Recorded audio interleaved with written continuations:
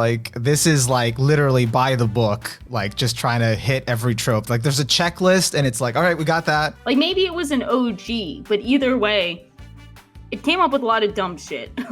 We are talking about middle schoolers. Am I 14 or 30? Average index character question. No one knows. But I have stuff to say, like, about the franchise, so not bad. I have the hot take that Railgun S is the best JC Staff anime. Oh. Yeah. Oh. And you're like, I don't think anyone knows the story of Index. Will Smith or Chris Rock? I'm already starting the derailing, so I'm going to make this awkward in a second. A certain scientific derailgun of the... Oh my God. I'm sorry.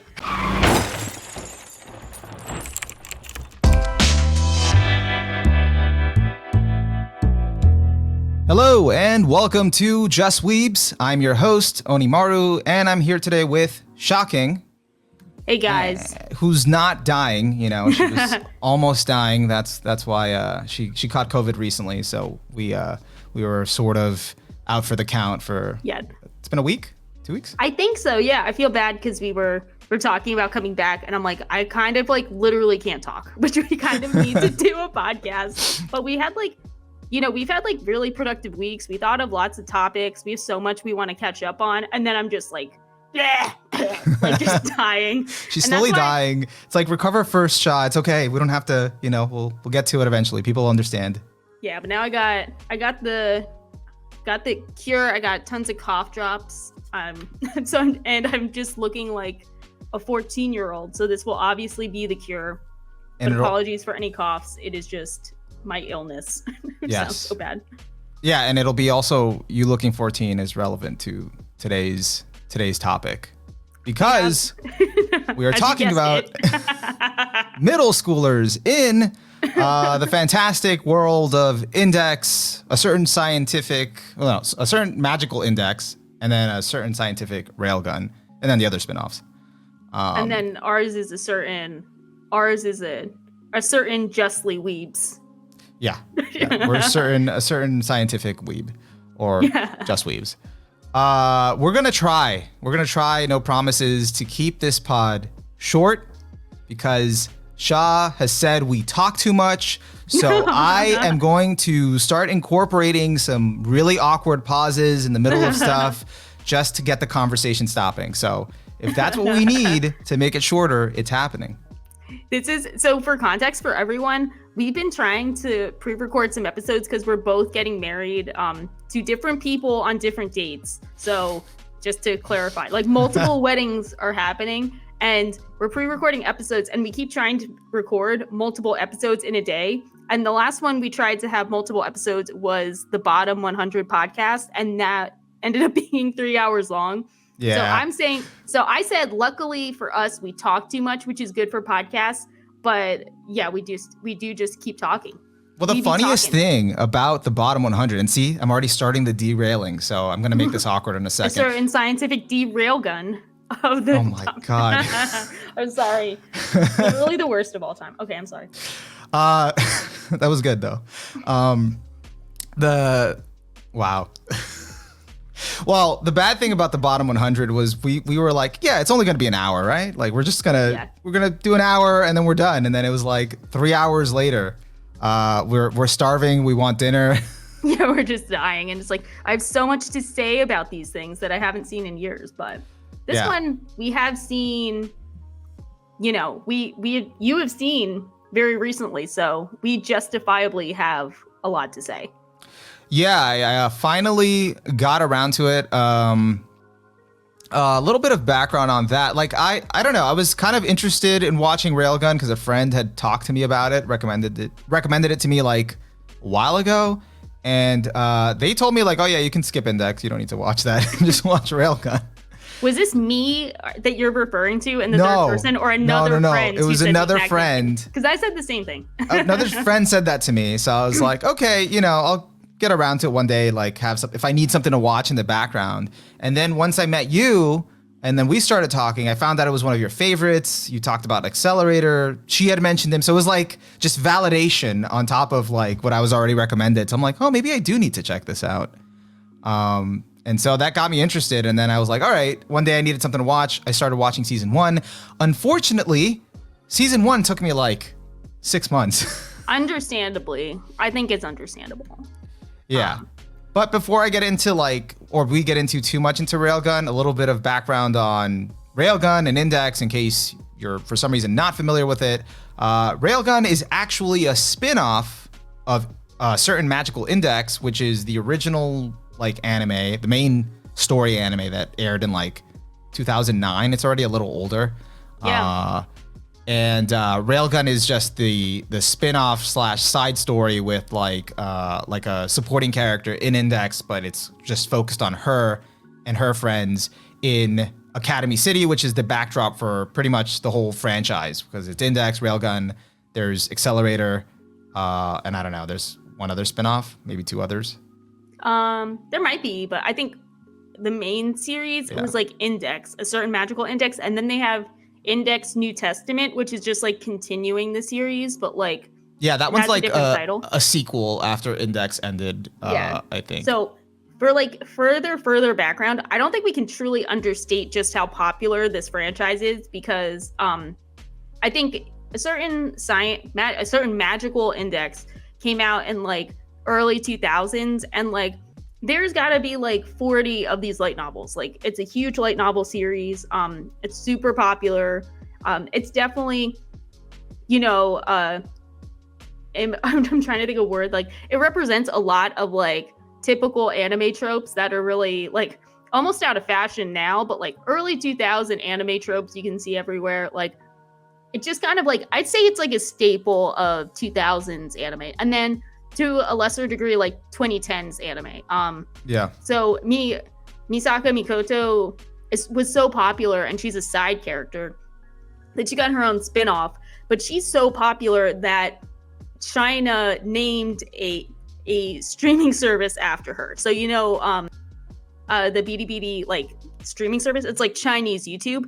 That's named after her for Bilibili. So wait, I didn't know that. Yeah, I did not know that. Yeah. So, whoa. Okay. Yeah. So, that's awesome. That's I love that. That's definitely fan representation right there. Yeah. I think in the US it's popular, but we can't truly understate. It's a very popular franchise.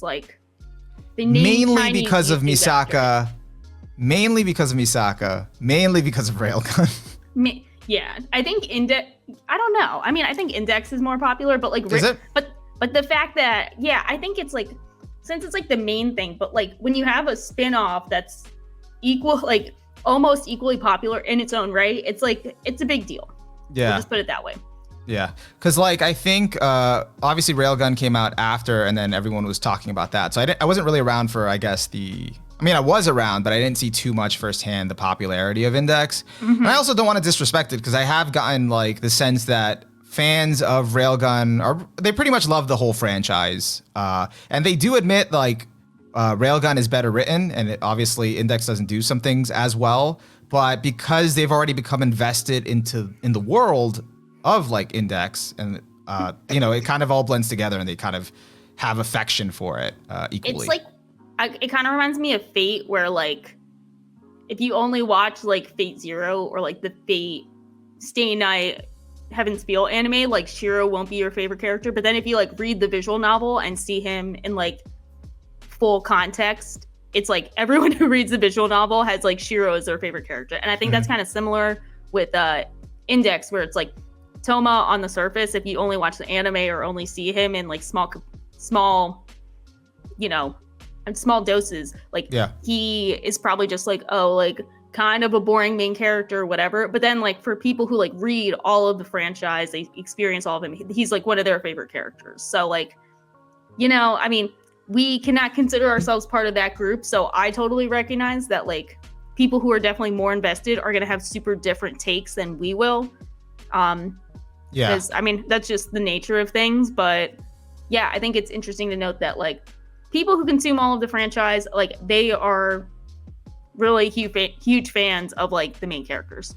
Well, I'll be honest, what I find fascinating about this franchise, even though it can be a little confusing, and I'm actually not at all caught up on Index. Like I've only watched a few things of it. I told Shaw that like I think my experience with Index was like a friend recommended it to me like all the way back when it was originally airing. There was only like 7 episodes out, and like I watched one episode and I was like, I'm out. Like it was just it felt too generic for me, and I don't know, I just wasn't interested. So I never went back to it. And then now my interest was piqued again because I wanted to check out Railgun. But like what I find fascinating about the world is like how it can, basing it off of Railgun, like how it can simultaneously have these 2 completely separate stories, like that you can know Railgun's story like from front to back and still not know Index's story. Like, because they're just happening concurrently and just completely separate sides and completely separate things.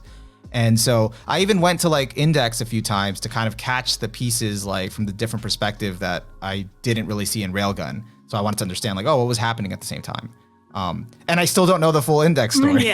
Yeah. Because it features so many characters that it can just have like that little arc with this one character, but you still don't know the full story. Yeah, for sure. I think it's tough because it's like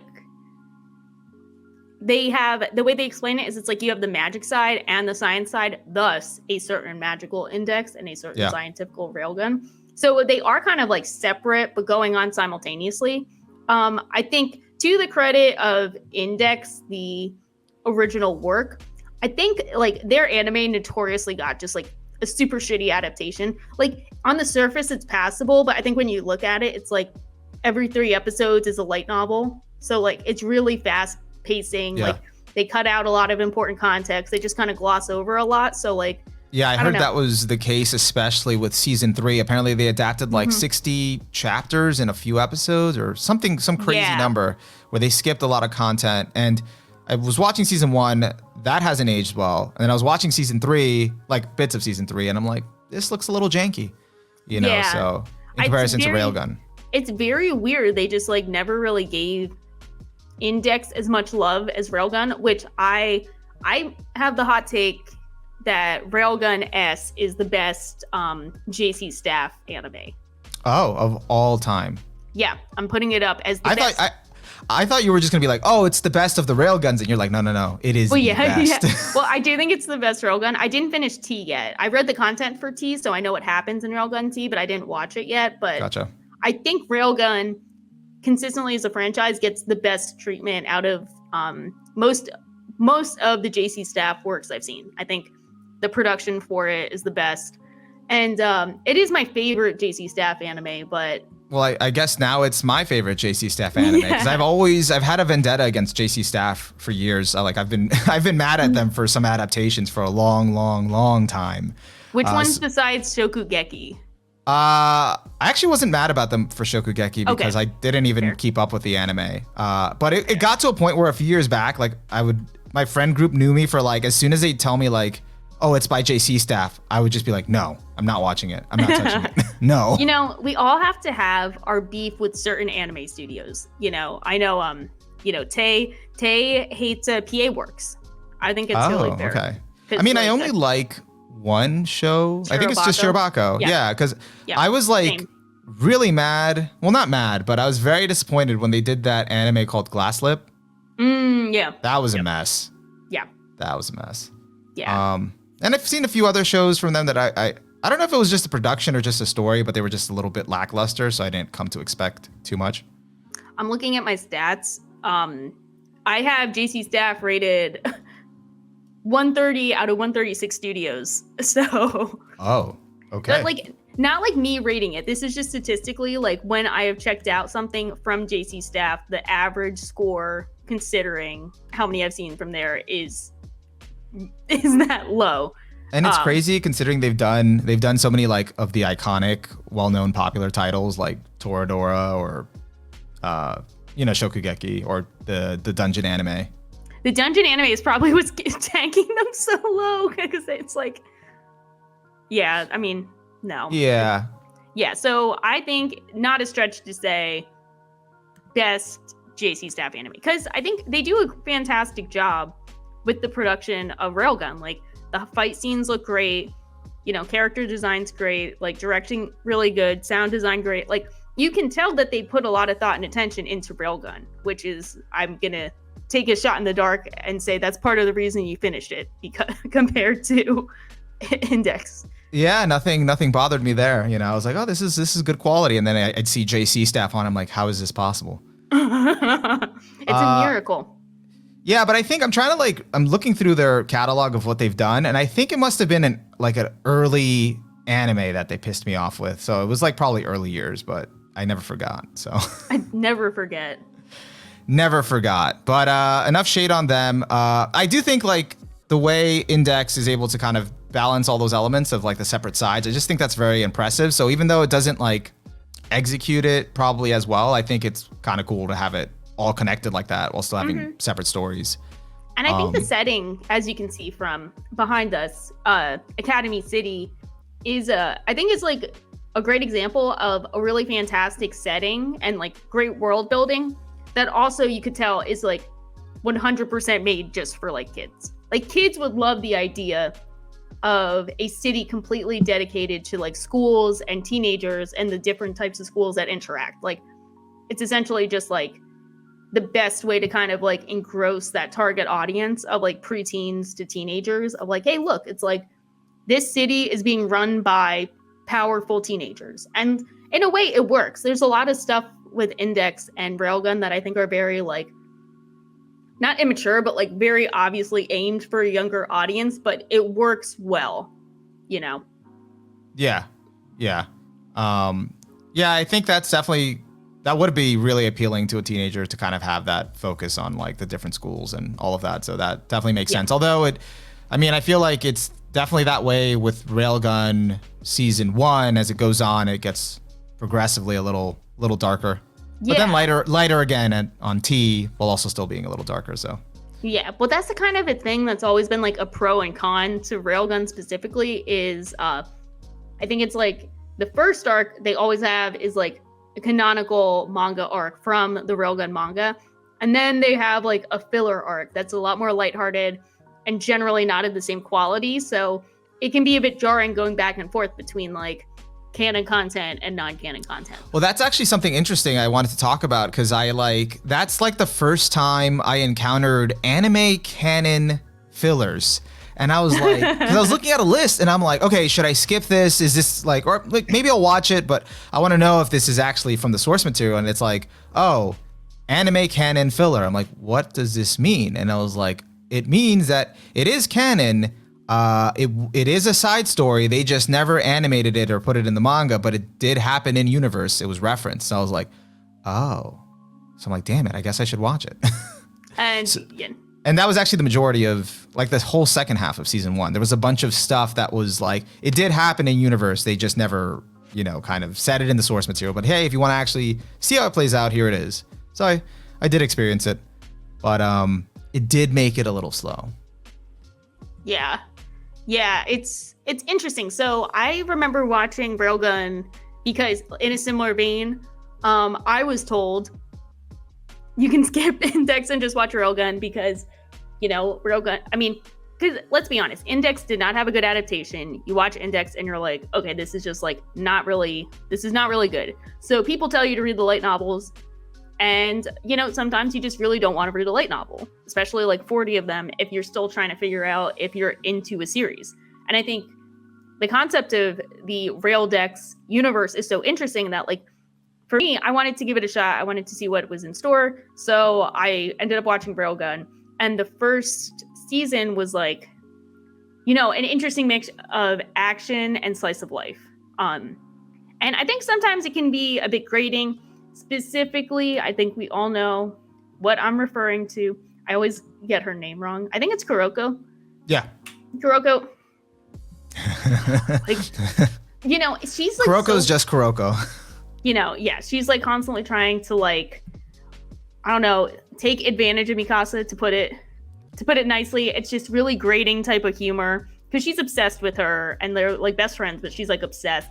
So they always play it for jokes of like her trying to like, I don't know, like get her in compromising situations or whatever, like, sexually harass her. And then Mikasa will like zap her and then like, rinse and repeat.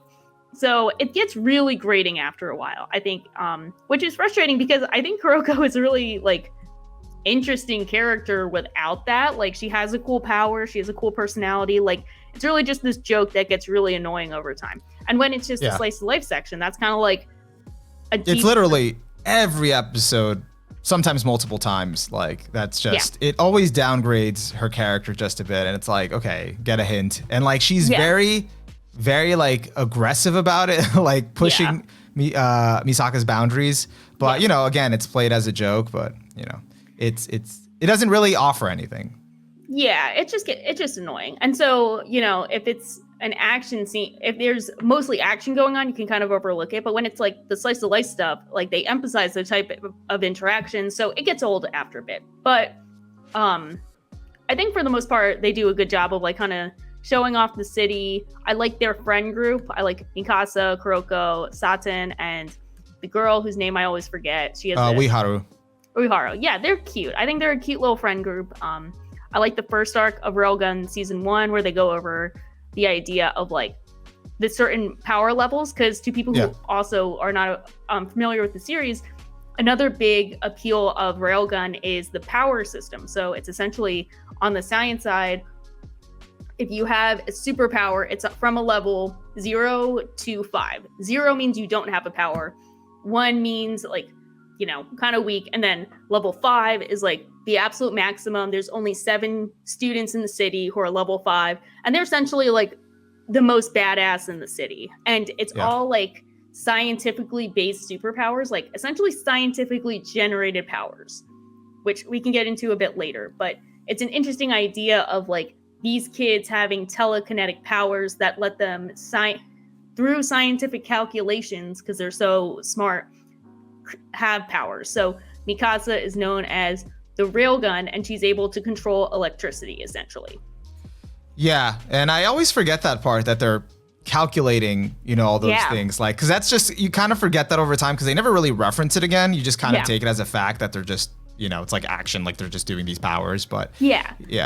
So there is a lot of thought put into it, and I think Kuroko is a good example of that because she can teleport.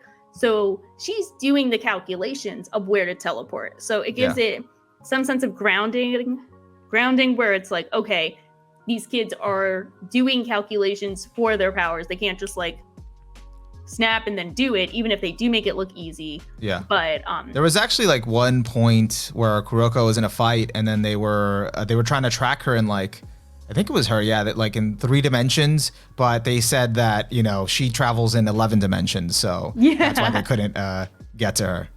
So, I think we were joking about this. I don't even know if we were recording yet because I was looking like an edgy, sick kid.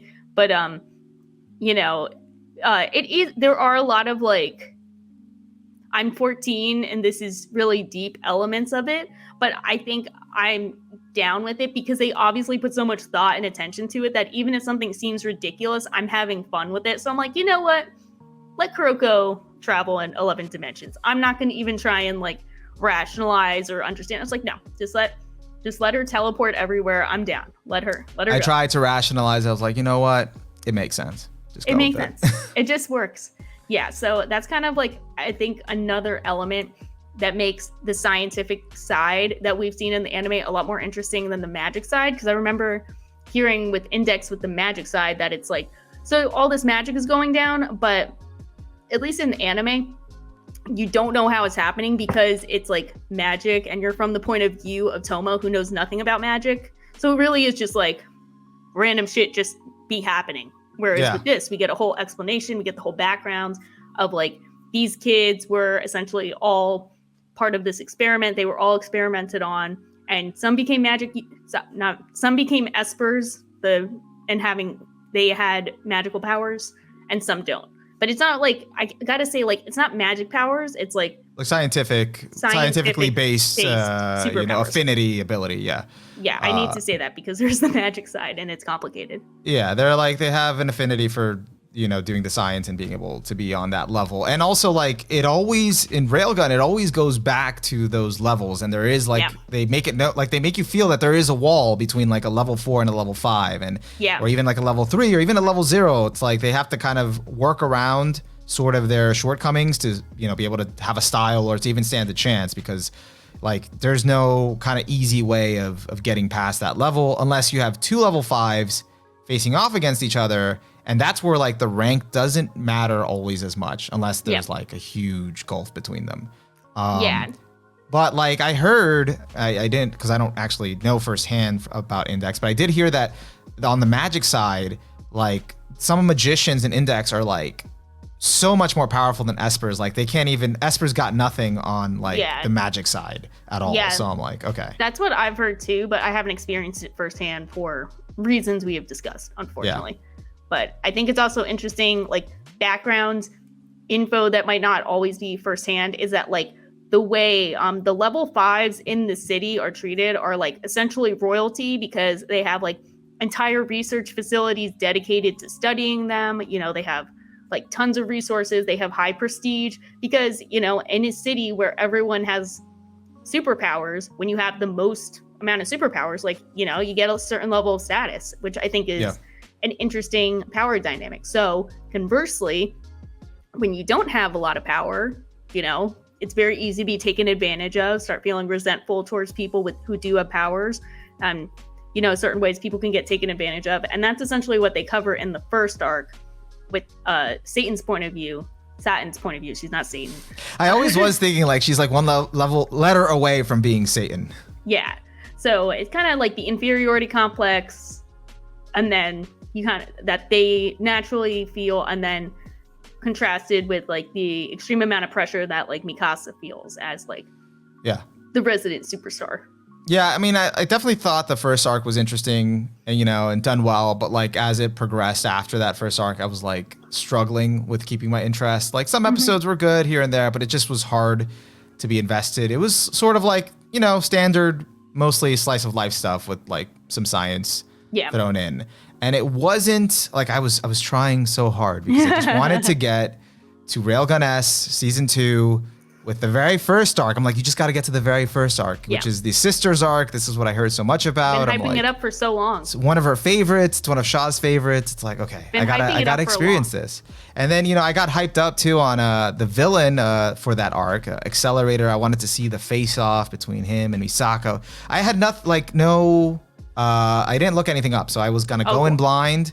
You know, I didn't know what was coming. I just heard it was good, and then I finally, you know, was like, I'm gonna binge these last 6 episodes and just get there. I need to get there. And then I finally did, and I watched the sisters arc, and I was not disappointed.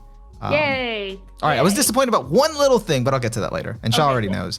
But no, but it was like it was really, really, really, really good. For many reasons. One of which is, so as the title, and I guess spoilers, you know, since we've given you background on what the show is about, we're getting into season 2.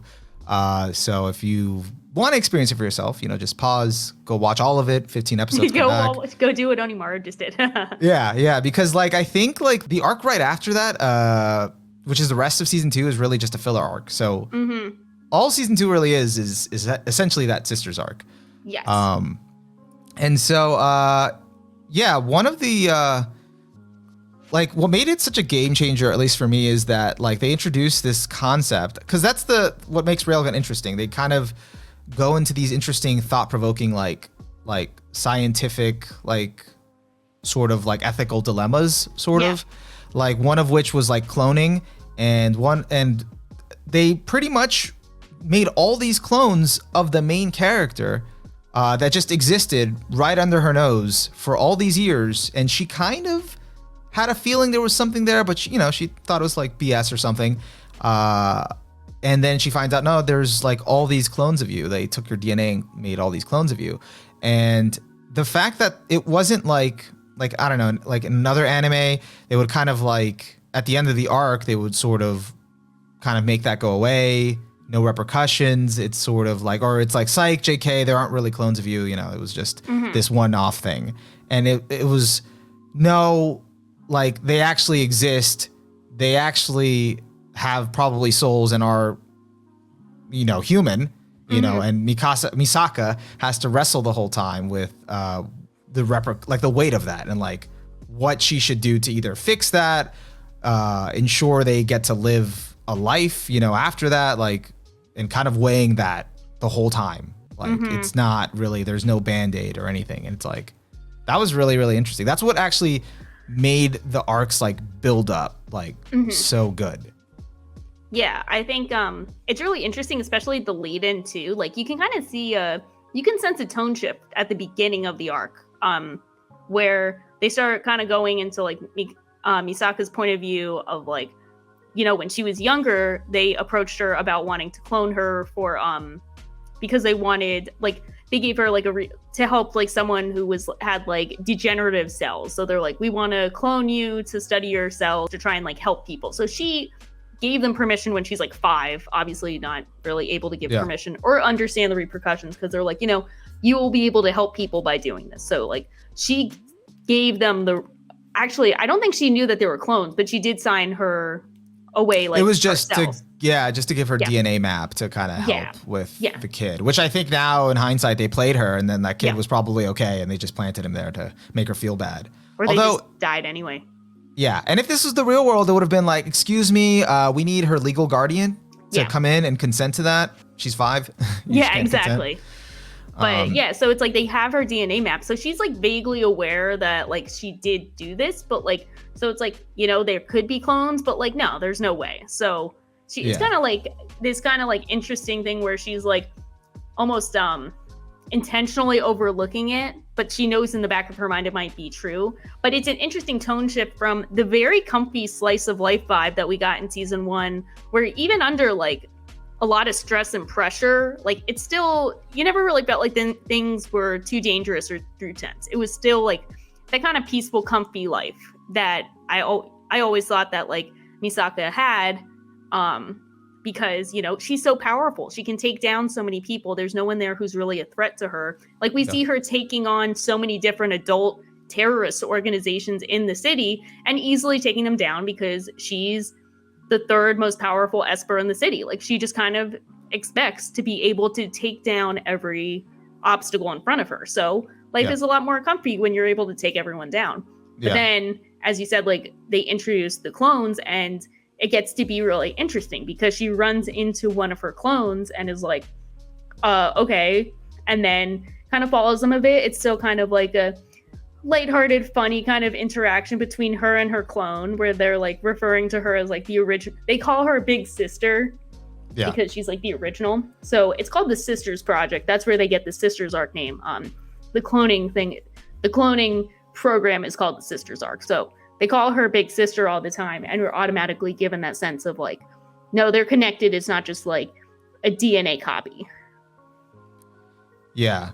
And as you see, like as Shah was saying, like with her background, like pretty much Misaka's pretty much the whole time dealing with all this stuff sort of in the daylight and the everyday, you know, it's the hustle and bustle of Academy City. You know, someone's trying to rob something, you got to stop them, and that's it. And then this arc starts introducing, at least in Railgun, like the darker side of Academy City and like all the people sort of involved in that dark side, you know, different organizations, mad scientists, like kind of all these conspiracies to do this different stuff. And one of those things was the whole Sisters Project. And then, you know, they have that juxtaposition as like Misaka's following one of them around.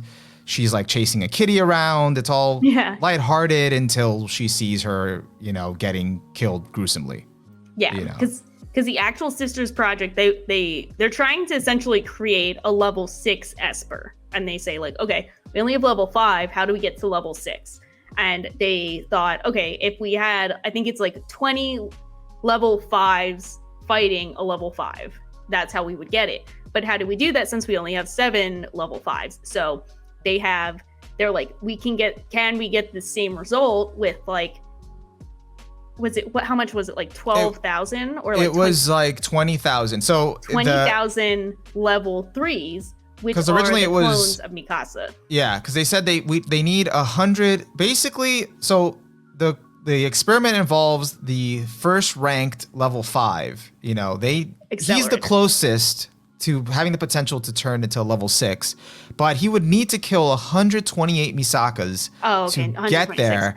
And they were like, well, the clones aren't as powerful as her. You know, they weren't able to get all of her level 5 abilities, but if we can keep cloning them. So if we have 20,000 of them, that's equal to 128 Misakas, essentially. Yeah. And so he just has to kill 20,000. Yeah, so it's like, he's like, I'm not sure if it's a daily thing. I forget. It's like literally every day killing. There's like a set time. They get there, appointed time, he kills them, moves on. Well, they simulate combat, which is like, they try to fight back against him. And I think another element that makes it interesting and tragic is like they all share memories. All of the clones can communicate telepathically with each other.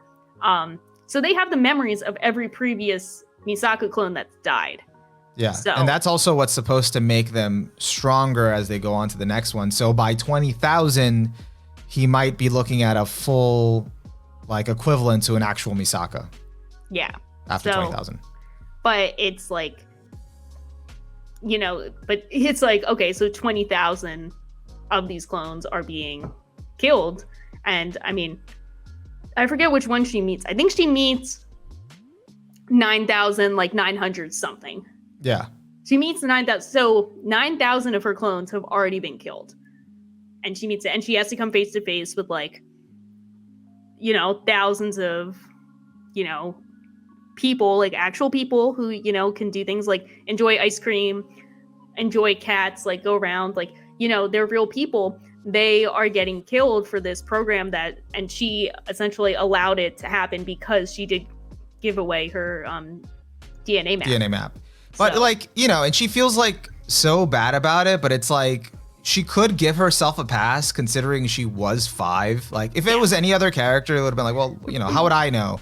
You know, but she feels so like responsible for it that like it like the arc just builds up to it gradually wearing away at her, as well as because she's shouldering everything. Like she can't tell her friends because she knows if she gets them involved, it'll be very dangerous and something can happen to them. She's the only one that can kind of handle it. Also because it was her DNA map, she feels obligated to be the one to handle it. So she's all by herself, gradually getting into like this darker part of the city that she's hasn't been exposed to before, and that is like gradually and also the hopelessness of the situation, because the other part to that is there's almost nothing that can be done to really stop this sisters project from going. And that's her whole thing. She wants to, at first she feels responsible because it was her DNA map, but at some point she wants to stop it because she doesn't want to see them getting killed.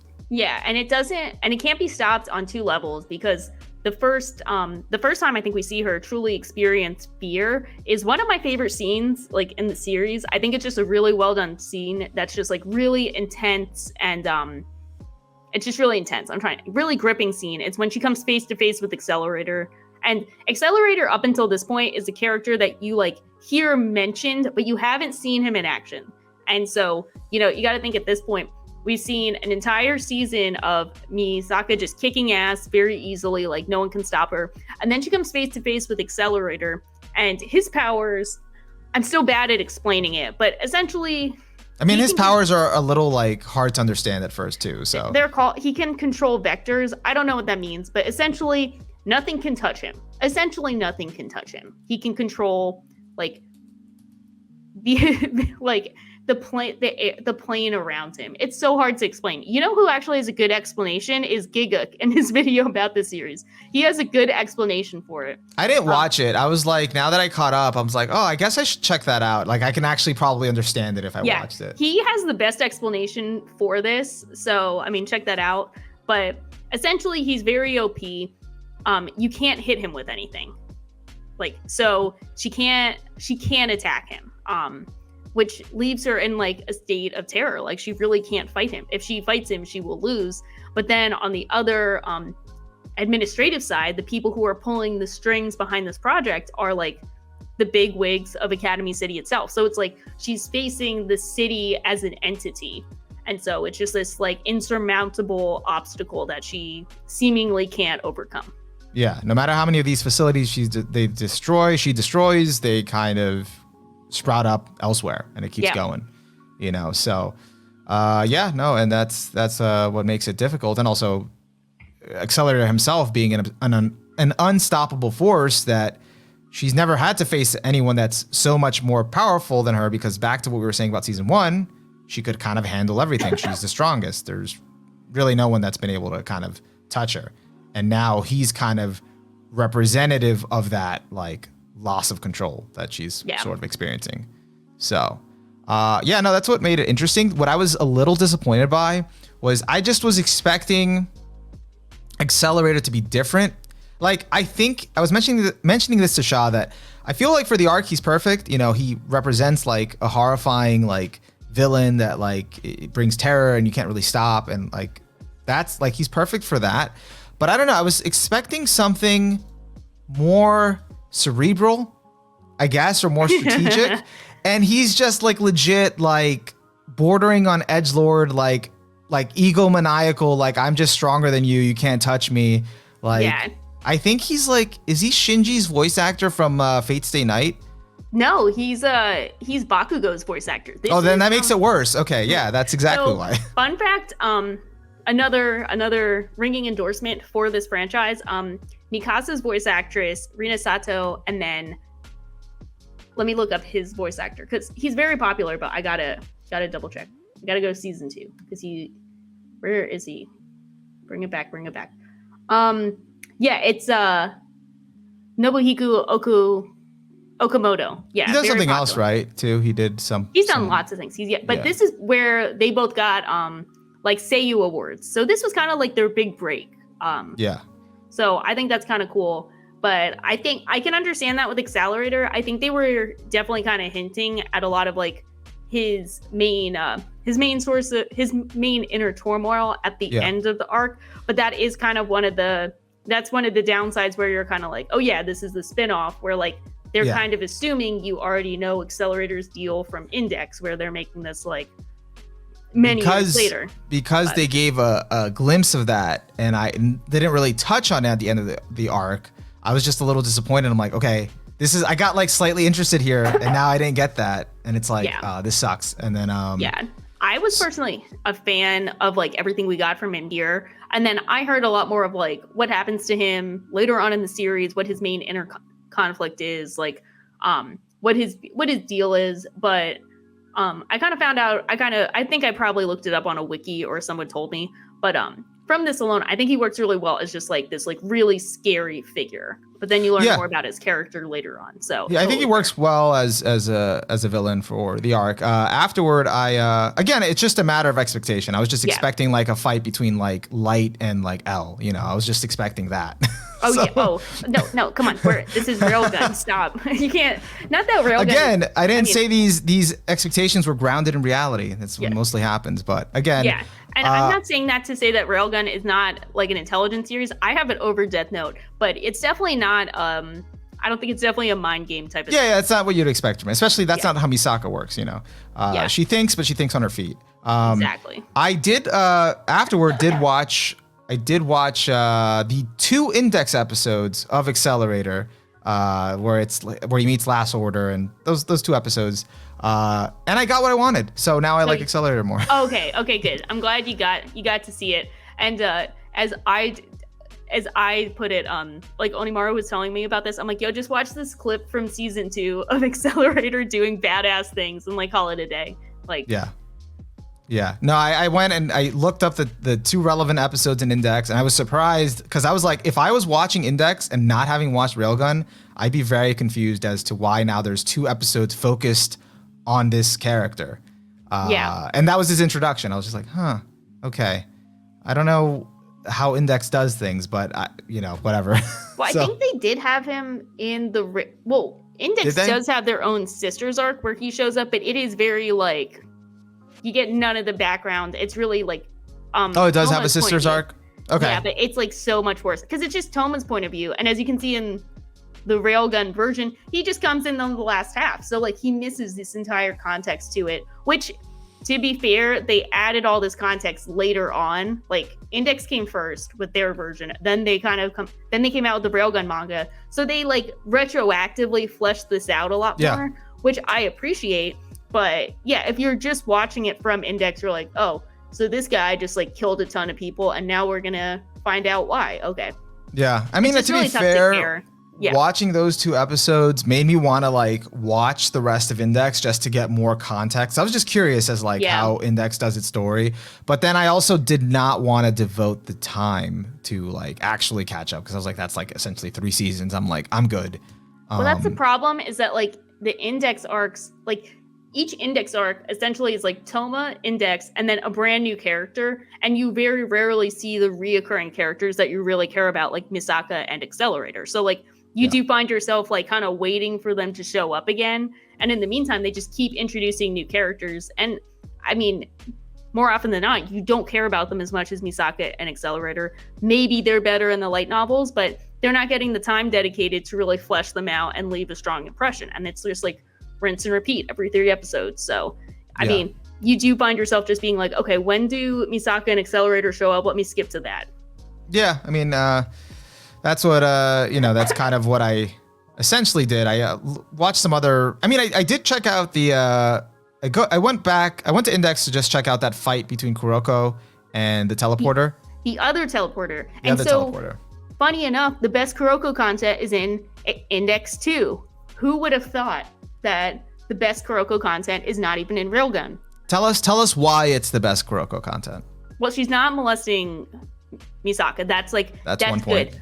But I think it also focuses on the different levels of her power and how impressive it is, because since she's teleporting and like calculating everything to herself, you see another teleporter who has a similar power of teleportation, but they can only teleport.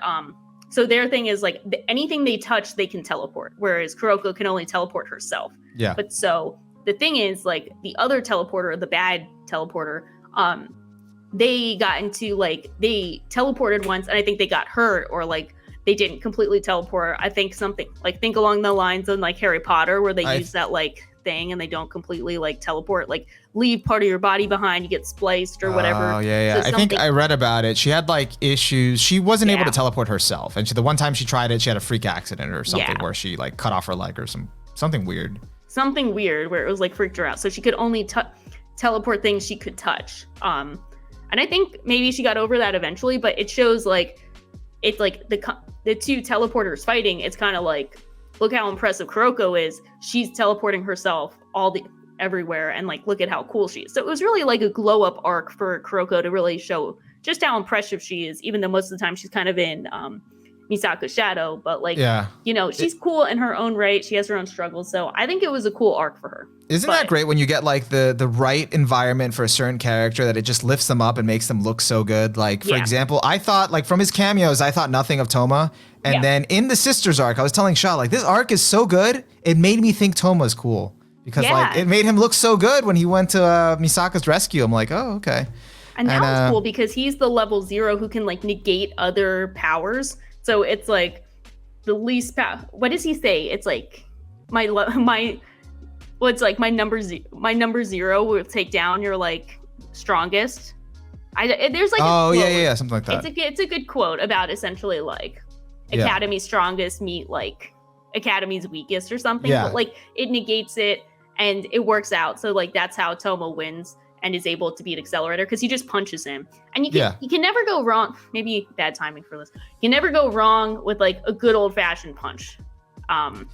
It was good though, because you could tell in that moment that Accelerator had never been punched by someone. You know, it made him feel so weak, and it was like, dude, you can't even take a punch. But it's true. Exactly. It makes sense because nothing's been able to touch him. It reflects off. So it's crazy how a level 0 could do so much damage without like some bullshit like ass pull. Like it actually makes sense in universe. And actually the way they built up Toma helping out Misaka was well done. It was really well done too, because it just felt like there is actually like no one else she can turn to. Like he makes the most sense. That like it can't be anyone else but him. And she also didn't really try to go to him. He kind of found her. She was almost on like a suicide mission, and he's trying to help her. But I think a lot of people understandably have issues with like him swooping in to save the day, and they kind of want her to save herself. But I think my counter argument to that is like the entire point of this arc is that Misaka, I get mix them up so much. She doesn't rely on anyone else but herself, and she needs to learn to share some of the weight. Yeah, she needs to learn to rely on others, like, ease the burden onto someone else, because I think we know that Misaka can kick ass. We know that she can do all these things, but it is kind of opening it up, relying on others. And it's, it's a tale as old as time, but I think it works out really well in this situation.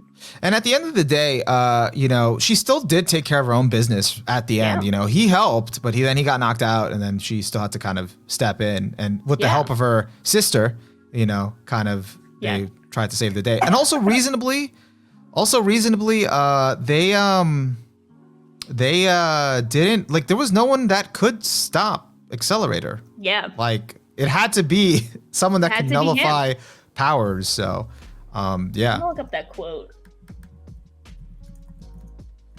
Accelerator quote. I forget. Go ahead. But anything else? But anything else on Sister's arc, like, that you love about so much? Anything that we didn't mention or touch on?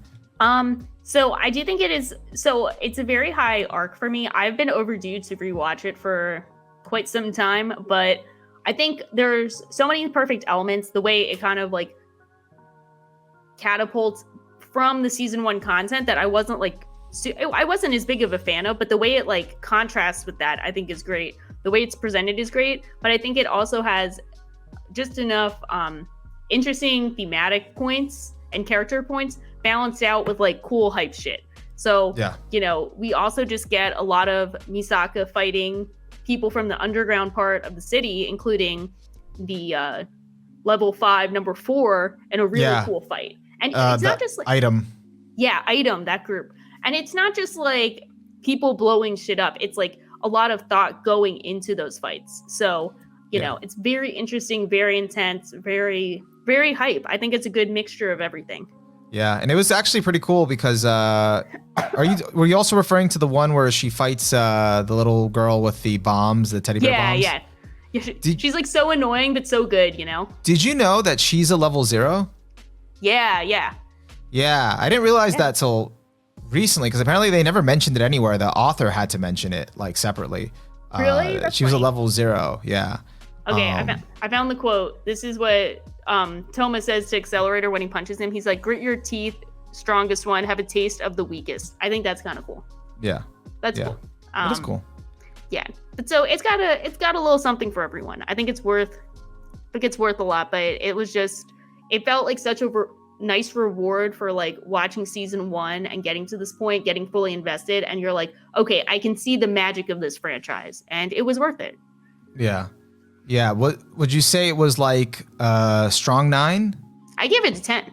Oh, okay. I give the Sisters arc a 10. I do not give the arc afterwards a 10. So yeah, I think I give the Sisters arc, this might be blasphemous, but like a strong 8. Close to 9. I don't know, like that's fair.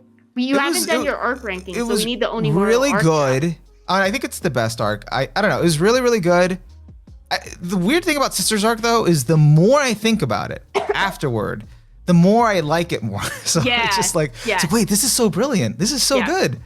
So it's pushing 9, but yeah. What did you, I'm curious, what did you love so much about Accelerator? Why does he work so much for you? I think in that arc specifically, he's just such a terrifying force. Like, our introduction to him is through his encounter with clone 9980 whatever, and up until this point we'd seen people fighting, we'd seen different types of fighting, we'd seen Misaka fighting, but we hadn't seen that level of brutality. I mean, he rips the leg off of one of the clones and then he crushes her with one of those freight containers in the background, in your background. Like, it's really brutal, terrifying stuff. Like, you see that happen and you're like, okay, this is just like, okay, this guy's scary, but like, we know Misaka, she can put up a fight. And then she can't do anything. And like, the way he goes up to her and is like, oh, like, you must be number 3, like, nice to meet you. Like, that whole scene, the way the music is playing, like, the sound design, the voice acting, I think the way he's presented really makes him feel like this overwhelmingly terrifying force. And I think it's really tough actually to make anime villains scary. like it's really underrated when you find a scary villain. Like another one of my favorites is Pito from Hunter x Hunter. The way they're introduced is like, okay, you can really feel the fear that the characters in the story would feel encountering them. And I think that's what we feel with Accelerator. So contrast that fear of like someone absolutely annihilating their foe, and you know they can do that to you because you can't put up a fight. And this is in the same series where like 5 episodes before, you know, we're having tea and, you know, having cakes, you know? It's kind of like, it was a good, you know, transition. Yeah, it's like we're going from like K-On! To not like Berserk, but you know, like I mean, like K-On! To Demon Slayer. What I got used to watching in season 1, I couldn't believe when we were there that it was the same show. Like, oh, this is actually happening, you know? Yeah. I do think that for me, the effect was less, and it could have been because, and I think it all works. Like, I think what you're saying is true. I see it. I think I personally might have been desensitized to his voice because I spent a long time not liking Bakugo, so it all makes sense. I understand. My Hero Academia does ruin everything, so I can understand the sentiment of... I didn't say that. Don't put words in my mouth, Shaw. That's what you implied. That is not what I said. I did not speak of the whole show overall. I spoke about one character. My Hero Academia ruined Onimaru's experience with anime. No, that's not what I said. Just put it on the shirt. But I think that makes sense.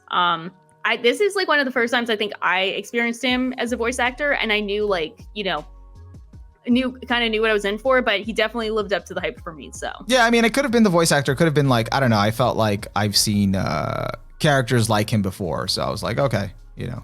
Yeah, so that's kind of it.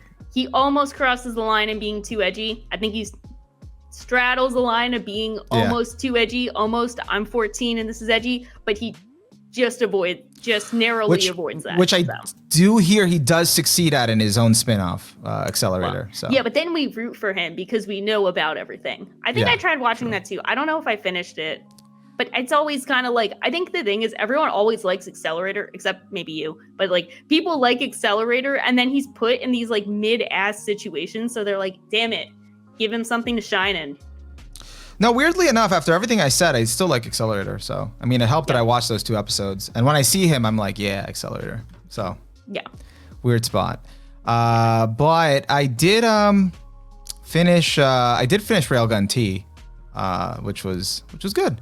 Oh, how was that? That was an interesting arc too. Yeah, I think both arcs were interesting. I mean, I definitely still think Sister's arc is better, but I think those are right below it. You know, the Daiheisei Festival arc and then the Dream Ranker arc was pretty interesting too. A little bit scattered, but it was still interesting, especially with the scientific concepts. Okay. What did you think of Misaki? He's the blonde. Oh yeah, she's actually like I think like my second favorite. I think I like her. Yeah, she's really good. I like her a lot. I didn't like her at first when they first introduced her, but I think once you finished that arc or no? I did, yeah. So I think once like I saw, well, first her fight with Kihara Gensei, the evil scientist guy, got me to root for her and like kind of seeing her like strategize things. But then when I saw that she actually like genuinely cared about that one Misaka clone, Dolly. Then I started to like really like her, and then I liked her team up with the other girl that was like, I like Dolly too. Okay, let's be friends. Yeah. And then I liked in the subsequent arc she has a team up with Misaka, which is pretty cool. So yeah, I like her as like something I like. She's fun. Yeah, I think she's really cool. I think she's I don't think she's underrated. I think it's just cool because, the big players are Misaka, Accelerator, Toma, but like she's really cool too. And she obviously has a big presence in this spin-off series. I think it's cool because something I'm a fan of is like when you have a character who's essentially as cookie cutter as Misaka, like she has her flaws or whatever, but like she's essentially a cookie cutter character. I like when they have kind of like the anti version who can still be good, but just like, resents them for being so cookie cutter and perfect and being like, look, I got all these issues too. This is all the stuff I have to deal with. Like, I'll work with you. We'll fight for the same cause, but it doesn't mean I have to like you. And I think that's refreshing. Yeah, I think that's what I enjoy. I like their dynamic, how they kind of come around and work together, even though they don't like each other, and definitely have a big, different way of approaching things and different set of morals. So, because her ability in itself is a little sus. It would be hard to trust her. So I don't know. It's also like I think it's refreshing to have characters who just do not get along. Like that might sound weird, but like in reality, like you're going to be around people and you're going to have to work together and you might not always connect, especially if you have very different personalities or approaches. Like, and I think it's refreshing to see that. No, I think that's definitely what makes her fun to, see her around and interact with Misaka, especially during the Dreamranker arc. There was like this one fun bit in there. So I don't know if you watched it. So I feel like I'm not sure if I got to that. I have to refresh, so I'm slacking on the Railgun stuff. That's like so those two arcs probably are second and third for like I guess the top arcs of the show.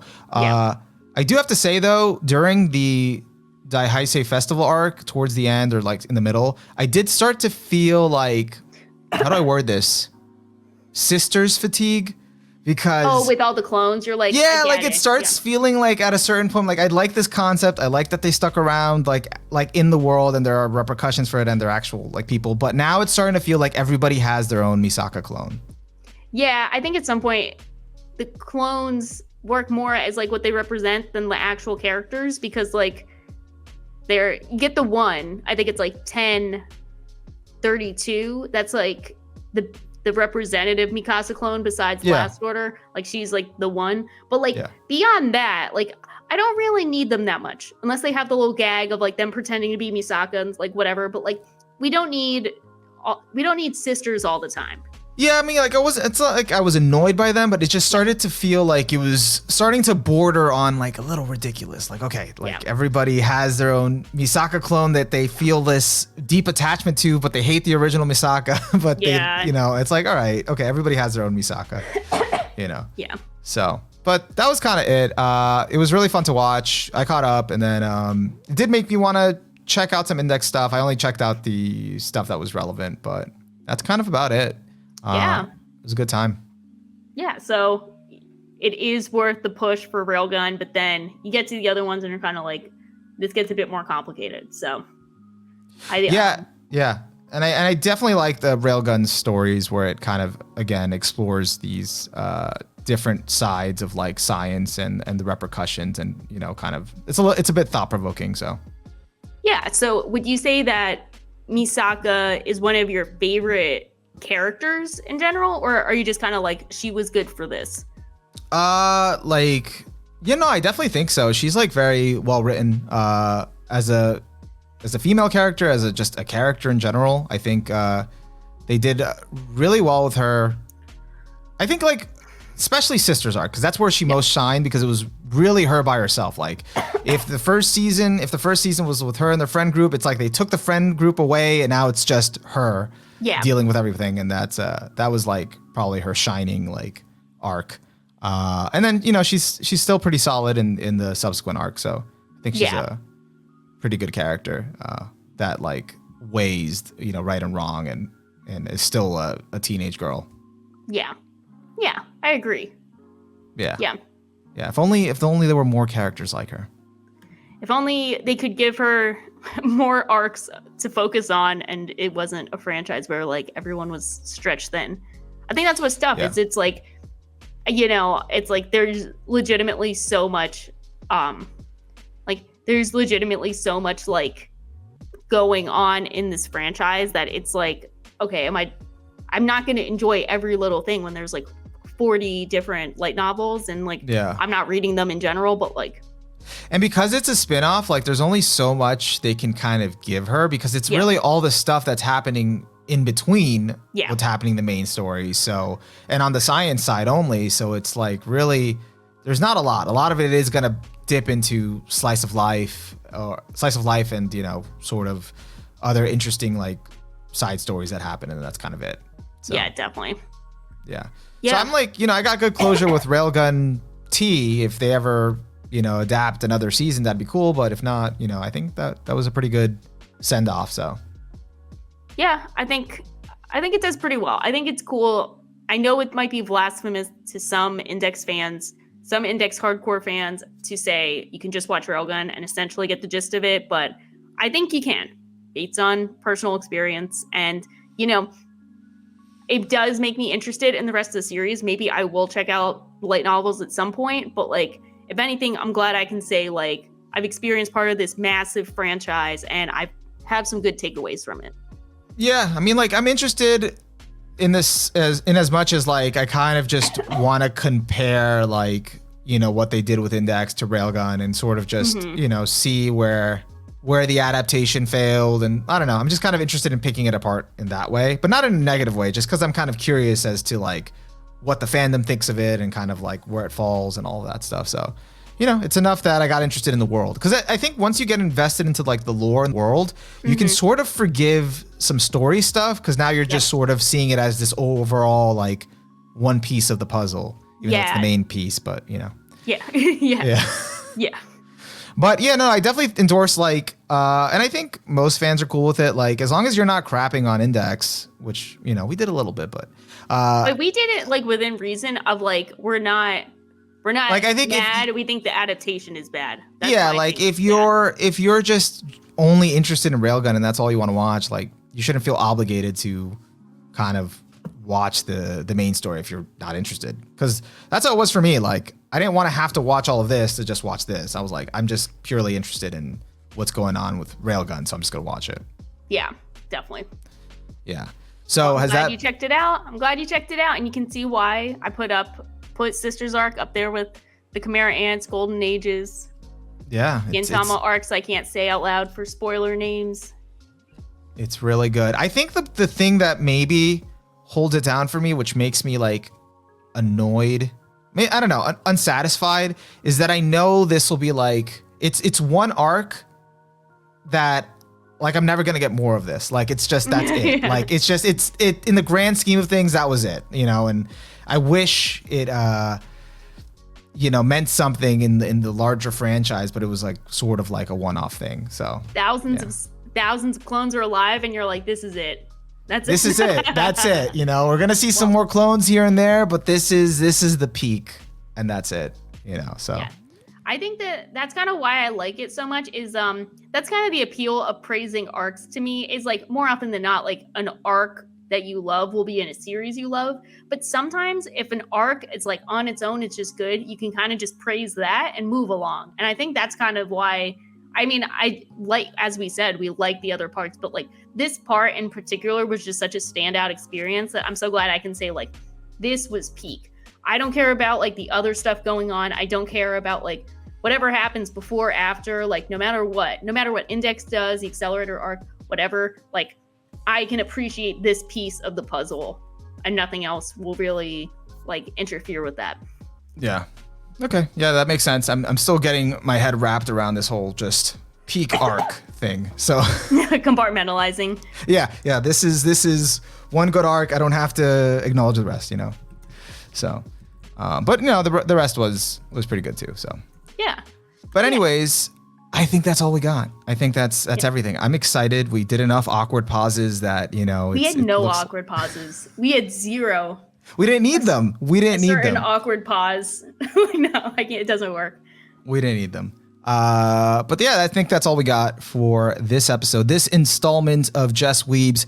Hopefully you enjoyed it. If you think we didn't dive too deeply into the Railgun franchise, if you want us to watch Index, you know, there'll be a Patreon in the future. You can pay us. But anyways, that's all we got. Pay us to consume content. Yeah, but yeah, that's all we got. So anything else, Shaw? I forgot to mention that Only My Railgun, the first opening, is a banger. I think it's still on the Japanese charts. So really? Okay. Yeah, I think it's also iconic. So it's crazy because like I would hear all the Railgun openings for each season, and I'd be like just vaguely like familiar with the songs. I'm like, I feel like I've heard this before, like for all of them, and I never watched Railgun before. It's like, huh. So I guess they've just been, like you said, around on the charts. So it's been around. I mean, yeah, it's a good one, but they're catchy. I think this entire franchise, if I could sum it up in a phrase, it's DDR trash, and I mean that in the best way possible as an old-time DDR fan. Like, as a former DDR trash person, I guess. Yeah, I can appreciate that. I love DDR. Yeah. So it's like, this is a DDR franchise, and I mean that in the best way possible. So did you ever buy like the mat?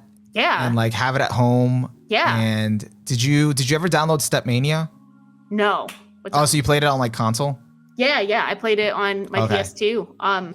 So I like downloaded this program called Stepmania, where you could like get your own like you can get the DDR songs, but you could also get your own custom songs. So I had like a bunch of anime OPs that were set to like the steps, and I'd just be like dancing to them. It'd be awesome. That's good. That's the next level. Yeah, but I was a DDR sorry to derail. No, Railgun. Yeah, no. Oh God. Okay. All right. This has to end. This has to end. Okay. All right. Well. So, anyways, if you enjoyed the episode. If you enjoyed Shaw's Derails, hit the like button, let us know in the comments. And besides all of that, what do we know? We're just Weebs.